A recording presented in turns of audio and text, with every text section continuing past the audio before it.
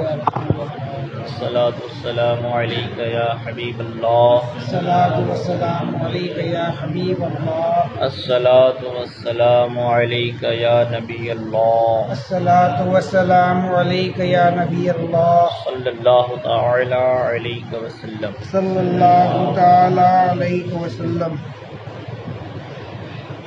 ریا و سمعہ کا بیان چل رہا ہے،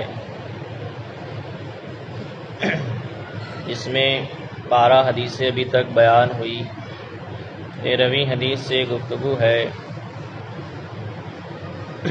کل آخری حدیث میں آپ نے سماعت کیا تھا 3 شخصوں کو قیامت کے دن پیش کیا جائے گا، ایک شہید ہوگا، دوسرا عالم ہوگا اور تیسرا مالدار ہوگا۔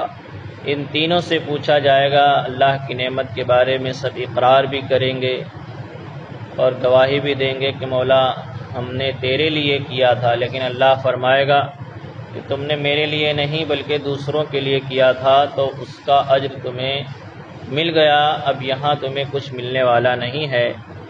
اس کے جرم میں انہیں جہنم کی جانب گھسیٹا جائے گا۔ تو یہ جو وبا آئی، یہ جو مصیبت آئی، شہید ہونے کے باوجود، عالم ہونے کے باوجود اور مالدار ہونے کے باوجود، خرچ کیا اس کے باوجود، تو یہ ایک ریا کی وجہ سے، دکھاوے کی وجہ سے آئی۔ جب انسان کا ذہن اور دماغ اور دل ریا سے پاک ہو کر کے کوئی عمل کرتا ہے تو وہ عمل خدا کی بارگاہ میں مقبول ہوتا ہے۔ حدیث نمبر 13 یہ ہے کہ بخاری نے تاریخ میں اور ترمذی نے حضرت ابو ہریرہ رضی اللہ تعالیٰ عنہ سے روایت کی ہے کہ رسول اللہ صلی اللہ تعالی علیہ وسلم نے ارشاد فرمایا، اللہ عز و جل کی پناہ مانگو جب الحزن سے۔ یہ جہنم میں ایک وادی ہے کہ جہنم بھی ہر روز 400 مرتبہ اس سے پناہ مانگتا ہے۔ اس میں قاری داخل ہوں گے جو اپنے اعمال میں ریا کرتے ہیں، اور خدا کے بہت زیادہ مبغوض وہ قاری ہیں جو امراء کی ملاقات کو جاتے ہیں۔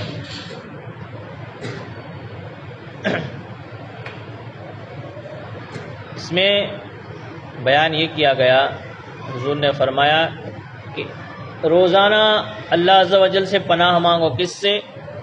اللہ عز و جل کی پناہ مانگو حب الحزن سے، جب الحزن سے۔ کہ جب الحزن کیا ہے؟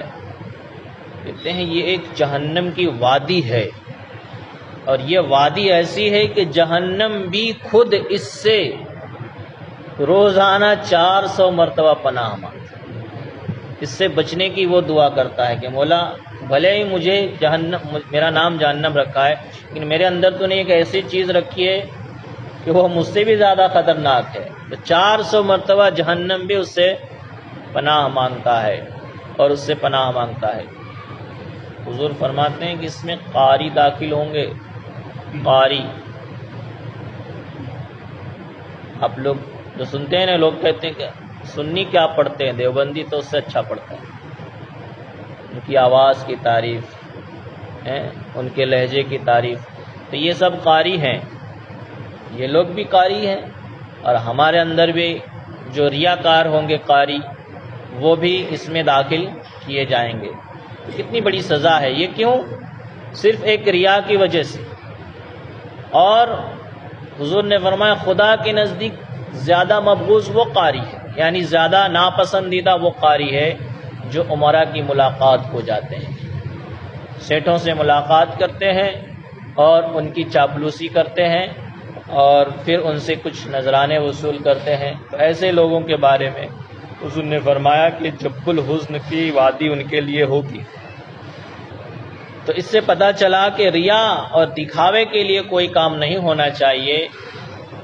ہر وہ کام جس میں ریا داخل نہ ہو وہی خدا کی بارگاہ میں مقبول ہوتا ہے، لیکن بڑے سے بڑا عمل جس میں ریا داخل ہو جائے، چاہے وہ پڑھنے پڑھانے ہی کا معاملہ ہو، تو اگر دکھاوا داخل ہو جائے تو پھر وہ عمل بیکار ہو جاتا ہے۔ حدیث نمبر 14 طبرانی اوسط میں حضرت ابو ہریرہ رضی اللہ تعالیٰ عنہ سے راوی کہ رسول اللہ صلی اللہ تعالیٰ علیہ وسلم نے ارشاد فرمایا جو شخص آخرت کے عمل سے آراستہ ہو اور وہ نہ آخرت کا ارادہ کرتا ہے نہ آخرت کا طالب ہے تو اس پر آسمان اور زمین میں لعنت ہے۔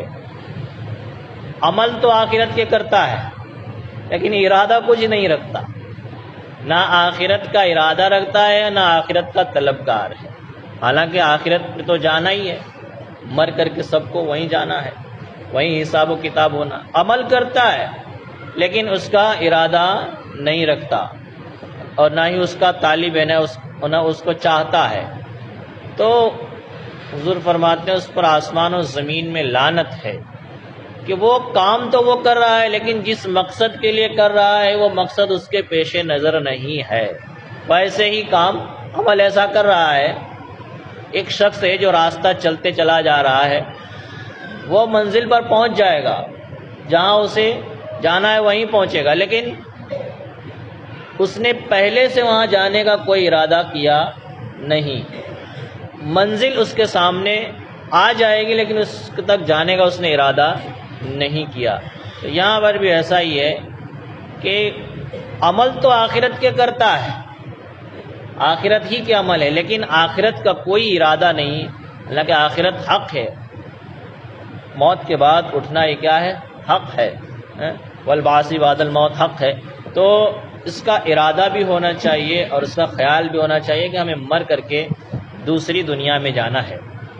اس لیے حضور نے فرمایا کہ جب وہ عمل بھی کرتا ہے اور آخرت کا کچھ ارادہ بھی نہیں رکھتا تو اس پر آسمان و زمین میں لعنت ہے۔ حدیث نمبر 15 حکیم نے ابن عباس رضی اللہ تعالیٰ عنہما سے روایت کی کہ رسول اللہ صلی اللہ تعالیٰ علیہ وسلم نے ارشاد فرمایا میری امت میں شرک چیونٹی کی چال سے بھی زیادہ مخفی ہے جو چکنے پتھر پر چلتی ہے۔ اب انسان کے اندر ریا کیسے آ جاتا ہے اسے پتہ ہی نہیں چلتا، مخفی چھپا ہوا ہے۔ ایک چیونٹی کیڑی چکنے پتھر پر چلتی ہے تو پتہ بھی نہیں چلتا اسے کہ کہاں چل رہی ہے، پھسل جاتی ہے، کبھی چلتی پھسل جاتی ہے۔ تو ایسے ہی کہ بندے کے اندر یہ ریا کیسے داخل ہو جائے گا اسے پتہ ہی نہیں چلے گا، کیسے اس کے اندر دکھاوا پیدا ہو جائے گا اسے پتہ ہی نہیں چلے گا۔ اس مثال سے چیونٹی کی چال سے بھی زیادہ مخفی ہے۔ چیونٹی کی چال کو ابھی تک لوگ تحقیق نہیں کر پائے، سائنس، کہ پیر اٹھا کر کے چلتی ہے کہ پیر گھسڑ کے چلتی ہے، اس کی کوئی تحقیق ابھی نہیں ہو پائی کہ اللہ کی ایک ایسی مخلوق ہی ہے، پتہ ہی نہیں چلے گا آپ کو کہ وہ پیر اٹھاتی ہے یا گھسٹتی ہے، گھسیٹ کر چلتی ہے کہ اٹھا کے چلتی ہے۔ تو یہ اس کی جو چال ہے، یہ چال کتنی اس کی مخفی ہے کہ پتہ ہی نہیں، چھپی ہوئی چال کہ پتہ ہی نہیں چلتا۔ حضور فرماتے ہیں کہ اسی طرح شرک بھی، یعنی جو ریا جو شرک ہے یہ بھی چونٹی کی چال سے بھی زیادہ مخفی ہے، انسان کے اندر کب گھس جائے اسے پتہ ہی نہیں چلے۔ اس لیے ہمیشہ خدا کی بارگاہ سے یہی امید رکھنی چاہیے کہ مولا ہم کو ریا سے پاک رکھے، دکھاوے سے پاک رکھے، جو بھی عمل کریں وہ صرف خدا کی رضا کے لیے ہو تو وہ کام اللہ کی بارگاہ میں مقبول ہوگا۔ حدیث نمبر 16 امام احمد و طبرانی نے حضرت ابو موسیٰ رضی اللہ تعالی عنہ سے روایت کی ہے، رسول اللہ صلی اللہ تعالی علیہ وسلم نے فرمایا اے لوگو شرک سے بچو کیونکہ وہ چونٹی کی چال سے بھی زیادہ پوشیدہ ہے۔ لوگوں نے عرض کیا یا رسول اللہ کس طرح شرک سے بچیں؟ اب اس سے بچیں کیسے؟ اتنا مخفی ہے، اتنا چھپا ہوا ہے، پوشیدہ ہے، یا رسول اللہ ہم اس سے بچیں کیسے؟ تو آقا کریم صلی اللہ تعالی وسلم اس سے بچنے کا طریقہ بھی ارشاد فرماتے ہیں کہ اگر اس سے بچنا ہے تو یہ دعا پڑھو اللہم انا نعوذ بکا ان نشرک بکا شیئا نعلمہ ونستغفرک لما لا نعلمہ۔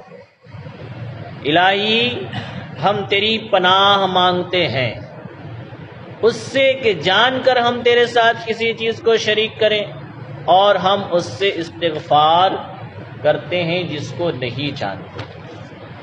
یہ دعا مانگے، اگر عربی میں نہ آئے تو اس طرح دعا مانگے مولا ہم تیری پناہ مانگتے ہیں اس چیز سے کہ ہم جان کر کے کسی چیز کو تیرے ساتھ شریک کریں، اس سے ہم پناہ مانگتے ہیں، اور مولا تو ہمارے گناہوں کو بخش دے، ہم اس سے استغفار کرتے ہیں جو ہم جانتے ہیں اور جو نہیں جانتے، سب کو مولا تو بخش دے۔ ایسی ہی دعا کرتے رہیں گے تو ہمارا دل جو ہے ریا سے پاک ہوگا، کیونکہ ہم اس سے بچنے کی دعا بھی کر رہے ہیں۔ حدیث نمبر 17 طبرانی نے عدی بن حاتم رضی اللہ تعالیٰ عنہ سے روایت کی ہے کہ رسول اللہ صلی اللہ تعالیٰ علیہ وسلم نے ارشاد فرمایا، کچھ لوگوں کو جنت کا حکم ہوگا، میدان محشر میں کچھ لوگوں کو جنت کا حکم ہوگا کہ انہیں جنت کی طرف لے جاؤ، لیکن جب جنت کے قریب پہنچیں گے، بالکل نزدیک پہنچیں گے اور اس کی خوشبو سونگھیں گے، جنت کی خوشبو سونگھیں گے، اور محل اور جو کچھ جنت میں ہے اللہ تعالیٰ نے جنتیوں کے لیے سامان تیار کر رکھا ہے، دیکھیں گے، پکارا جائے گا انہیں واپس کرو، جنت میں ان کے لیے کوئی حصہ نہیں۔ سب کچھ دکھانے کے بعد خوشبو سنگائی جائے گی، دکھایا جائے گا سب کچھ ہے۔ اب دیکھنے کا کسی چیز کو آپ نے اچھی چیز کو نہ دیکھی ہو تو بھائی اس کی زیادہ خواہش بھی نہیں ہوتی ہے، لیکن آپ نے اس کے دیکھ لیا خوبصورت چیز کو تو اس کی خواہش اور پیدا ہو جاتی ہے۔ بہلول دانا نے جو جنت بنائی تھی تو زبیدہ نے دیکھا نہیں تھا تو خرید لیا تھا، تو اس کی قیمت 1 روپیہ تھی، لیکن ہارون رشید نے دیکھ کر کے خریدنے گیا تو کیا بتایا کہ پوری سلطنت لگے گی، پوری سلطنت لگے گی جنت خریدنے کے لیے۔ تو جو چیز دیکھ لی جاتی ہے تو اس کی قدر و قیمت بھی بڑھ جاتی ہے، اس کی شان و شوکت بھی بڑھ جاتی ہے۔ تو اسی طرح دکھایا جائے گا، سنگایا جائے گا، لیکن پھر روک دیا جائے گا اور پھر فرمایا جائے گا کہ تمہارا ادھر کوئی حصہ نہیں ہے۔ تو اب یہ لوگ حسرت کے ساتھ واپس ہوں گے، کفِ افسوس ملتے ہوئے، بڑے تعجب کے ساتھ، غمگینی کے ساتھ لوٹیں گے، اور حسرت کسی کو نہیں ہو، اور واپس ہوں گے کہ ایسی حسرت کسی کو نہیں ہوئی، اور یہ لوگ کہیں گے کہ اے رب، اگر تو نے ہمیں پہلے ہی جہنم میں داخل کر دیا ہوتا، ہمیں تو نے ثواب اور جو کچھ اپنے اولیاء کے لیے جنت میں مہیا کیا ہے وہ نہ دکھایا ہوتا تو یہ ہم پر آسان ہوتا کہ مولا پہلے ہی جہنم میں ڈال دیتا اور جنت نہ دکھاتا تو یہ ہمارے لیے آسان ہوتا، لیکن اب جنت دکھا کر کے جہنم کی طرف بھیج رہا ہے تو اور ہم پر زیادہ مصیبت ہے کہ ایسی نعمت کو ہم دیکھ بھی رہے ہیں اور پھر بھی اس کے حقدار نہیں ہو رہے۔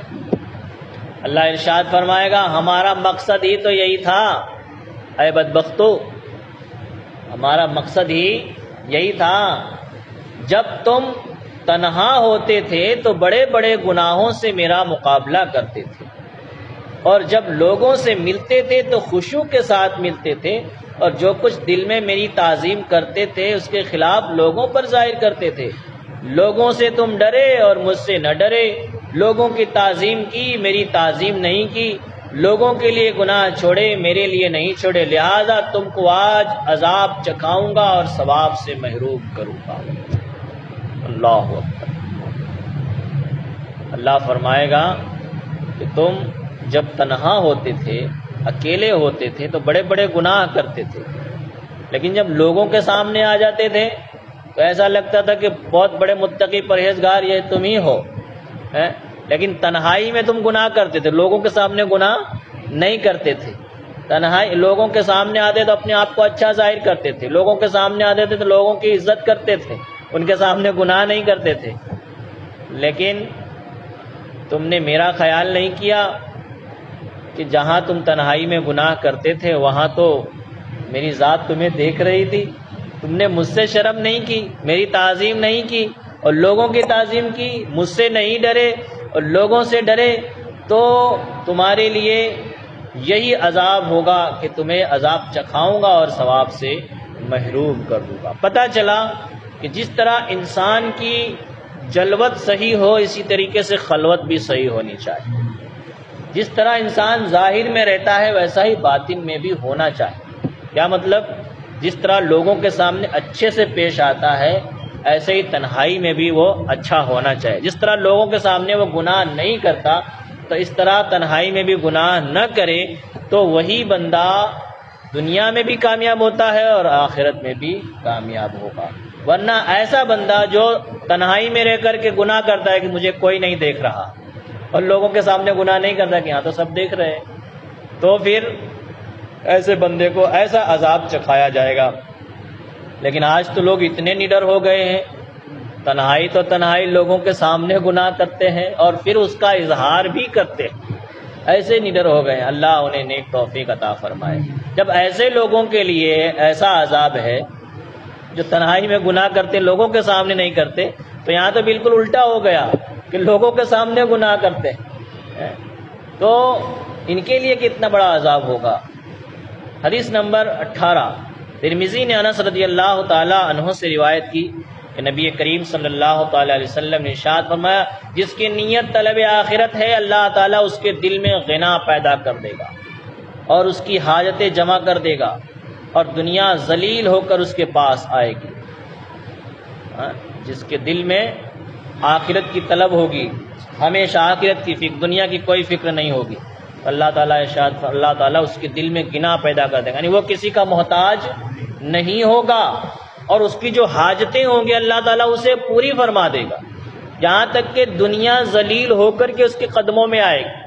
روپیہ پیسے کی اس کے کوئی قدر نہیں ہوگی، روپیہ پیسہ خود اس کے پاس چل کر کے آئے گا.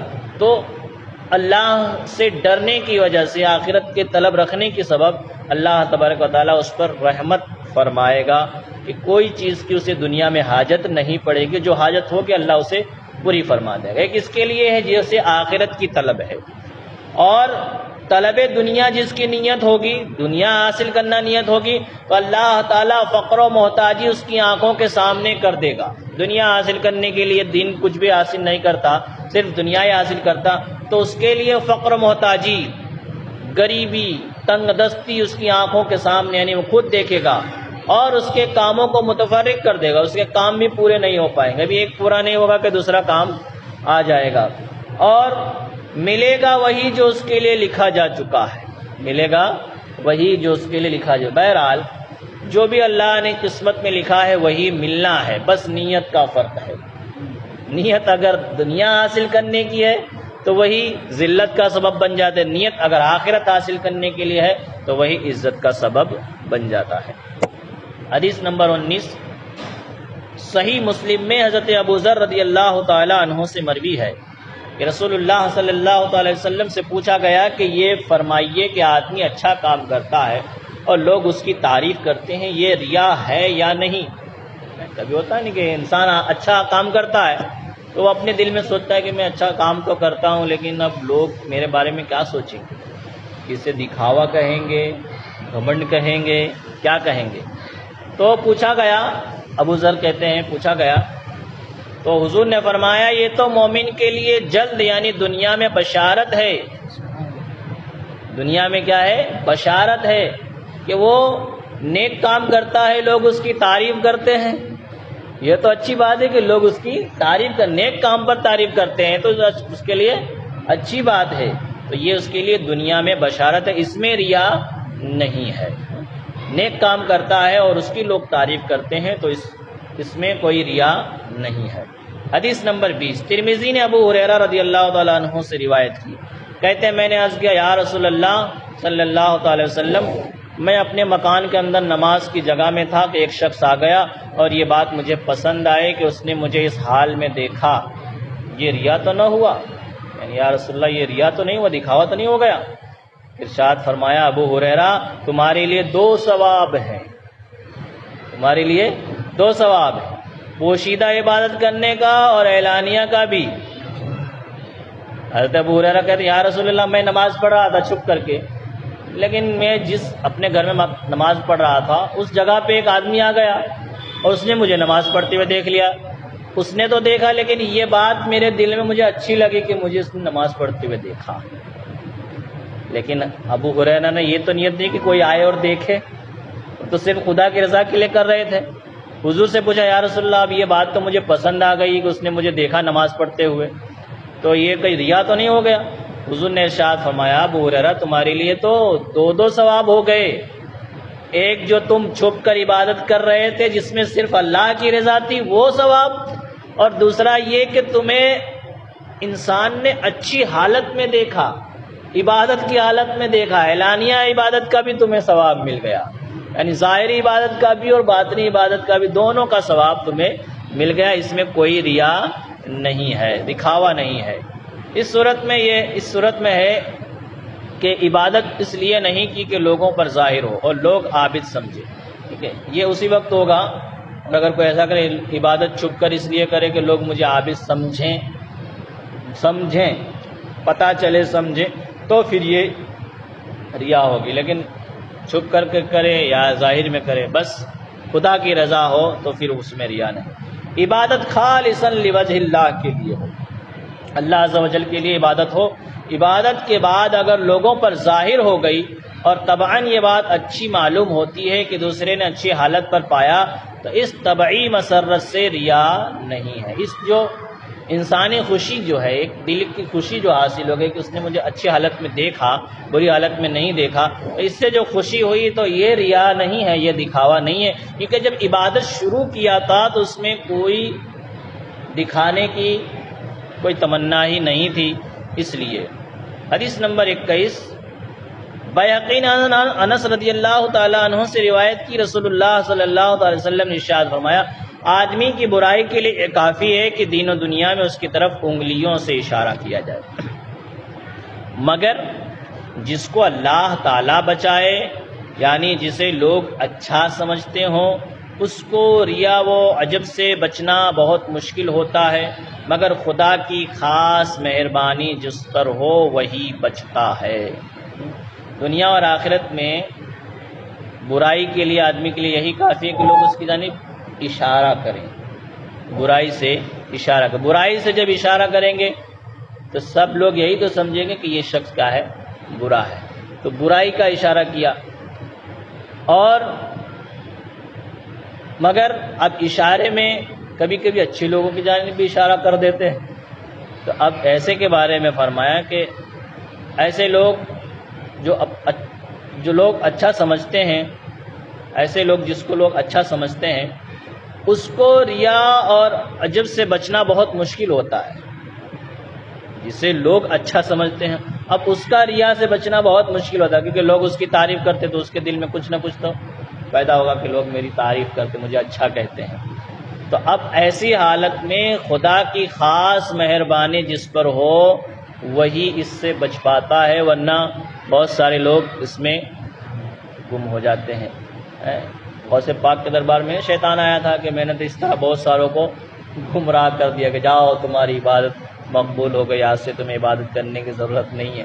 تو یہ اس طرح شیطان سجا سوار کر کے پیش کر دیتا ہے تو اس میں انسان بھٹک جاتا ہے، لیکن جس پر اللہ کی خاص رحمت ہوتی ہے وہ ایسی بری چیزوں سے بچ جاتا۔ بہرحال نیک نیتی انسان اپنے حساب سے رکھے اور اللہ کی رضا حاصل کرنے کی نیت ہو تو اللہ کی رحمت اس پر ہوتی ہے، اور اس اللہ تبارک و تعالیٰ اس کو ریا سے بچا لیتا ہے، دکھاوے سے بچا لیتا ہے۔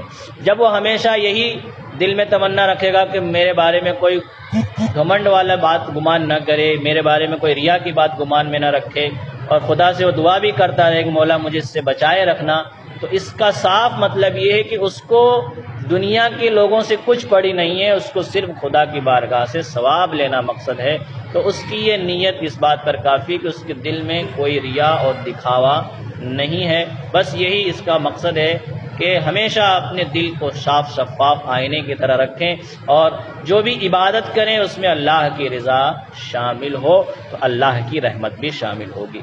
یہاں تک 21 حدیث بیان ہوئی اور یہ آخری حدیث تھی۔ اب انشاءاللہ مسائل کی روشنی میں گفتگو ہوگی، باقی کی گفتگو کل کریں گے۔ اللہ تبارک و تعالیٰ کی بارگاہ میں دعا ہے کہ مولا جو کچھ بھی بیان ہوا اسے ہمیں سمجھنے کی سمجھانے کی توفیق عطا فرما، علم کی لازوال دولت سے مالا مال فرما، ایمان کے ساتھ رکھ، ایمان ہی پر خاتمہ بالخیر فرما۔ اللہم ربنا تقبل منا انکا انت السمیع العلیم وتب علینا انکا انت التواب الرحیم، وصلی اللہ تعالی علی خیر خلقہ ونور عرشہ سیدنا محمد وعلی آلہ وصحبہ اجمعین برحمتک یا ارحم الراحمین۔